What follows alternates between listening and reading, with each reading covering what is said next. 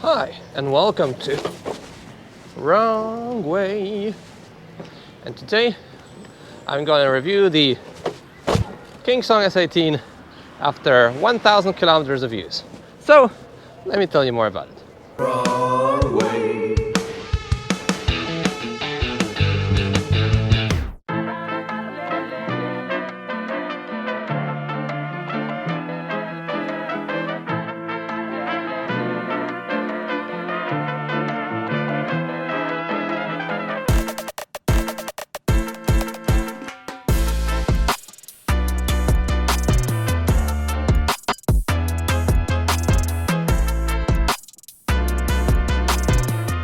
So for those of you that don't know, I actually bought this wheel at mywheel.com for a special price nevertheless, but it's I paid my own money for it.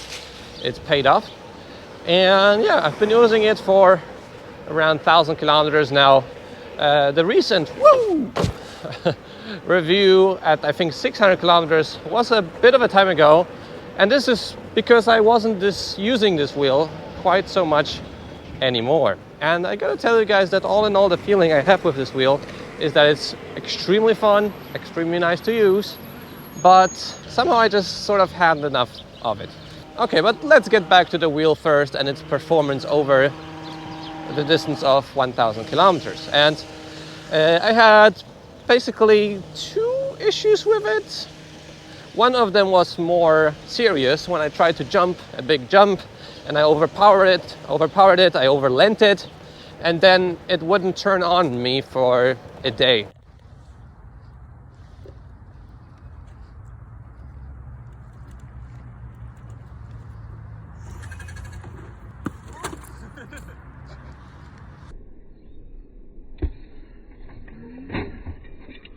It was essentially dead. I couldn't ride on it. I basically had to carry it back home while riding another S18, which is pretty funny. Other than that, there were no more technical issues other than a pretty annoying sound when you brake, especially when you go downhill, which is this.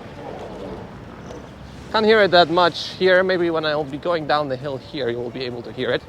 And from the technical, side of things, nothing else was an issue. Okay, let's go down here and listen to the motor sound. It's like rattly and clunky.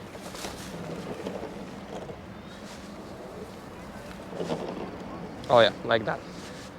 When it comes to the durability of this wheel, there's some things that left to be still desired.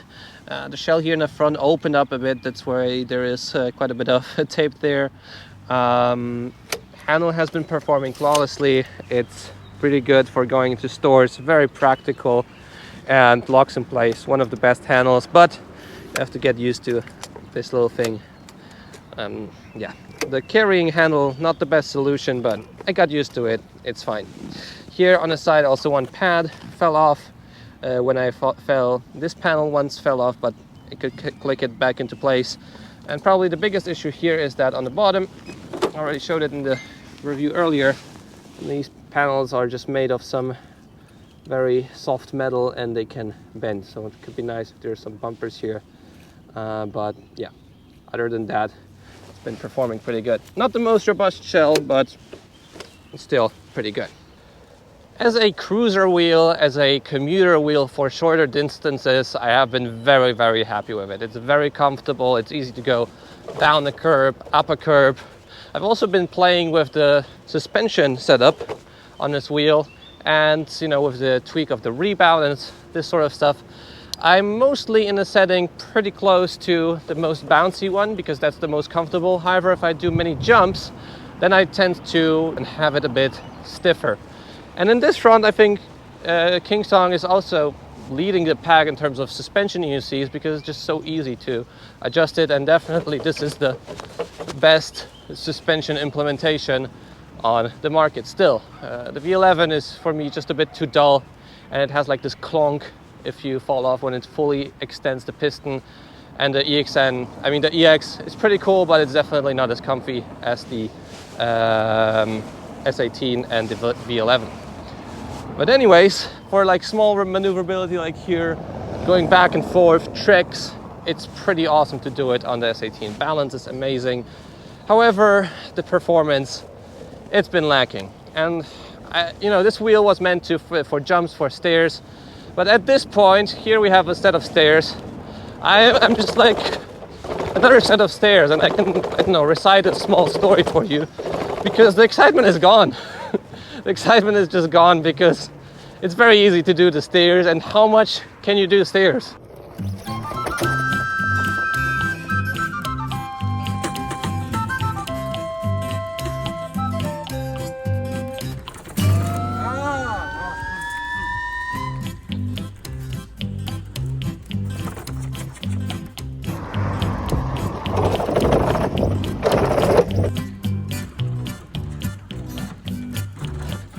After a while, it just gets a bit dull.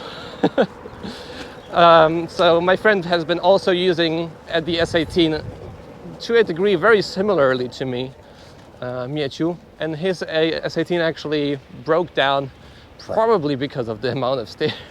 I would still use it for off-road and all of the other stuff if it just had a bit more performance. And you know, recently I bought the MSP High Torque, and it basically answered all of my performance needs. I never go faster than, I don't know, 45 kilometers an hour on the S18. And in terms of hill climbing, sometimes you have even issues like rapidly climbing onto a 30-degree slope. I hear the beeps like these all the time. It's like you can't even accelerate like you're used to on other wheels. It's still fun. It's very friendly. Can I jump this? Maybe I can. Yeah, nice. Saw that? Was it 3-step? Yeah, cool. But I just can't put power pads onto it. Like, I know there's power pads available for this wheel. The question is though, do I want it? Because it overpowers so easily. And when I overpowered it and it died for me for a while, this was when I had power pads on.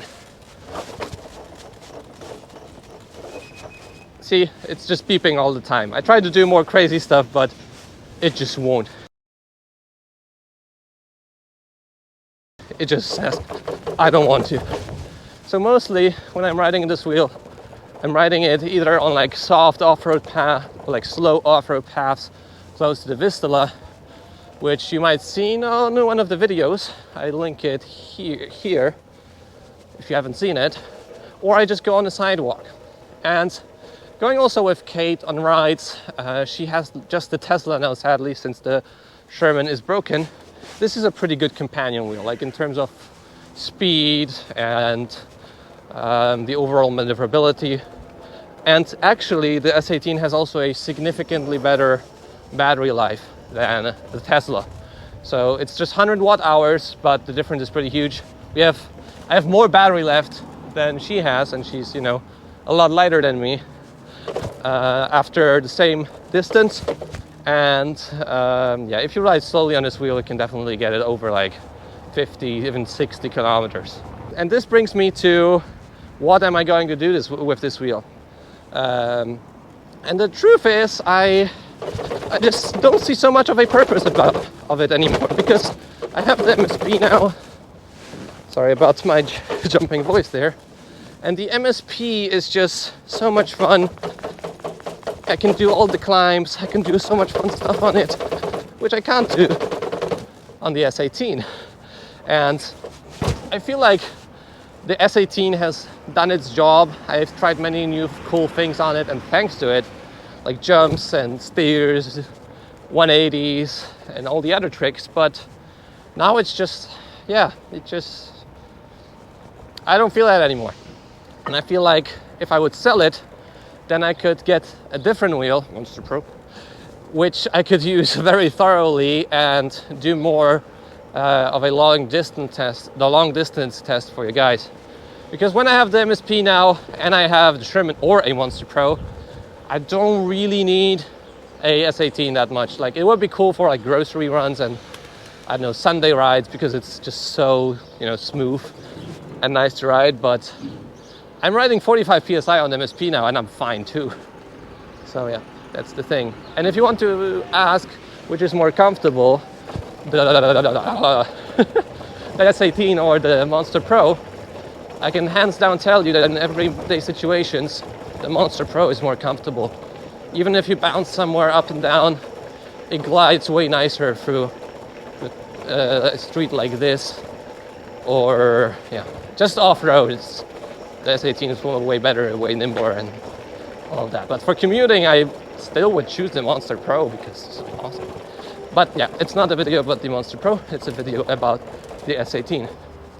So yeah, the performance has been really lacking for me. I don't want to ride it that much because I can't ride it that far. Recently I'm just going every ride like 40-50 kilometers, 70 on the Monster Pro, or even more, like up to 90 and 100 in one sitting. And with the S18 I can just go like 20 kilometers and then I have to start worrying when I'm gonna get home. So yeah, soon it's gonna be up for sale. I hope it finds a new happy owner, and we'll see with which wheel we will replace it. Probably with Monster Pro. But anyways, if you're still here, leave a like on the video, subscribe to see more content like this. I'll see you in the next video. See you soon.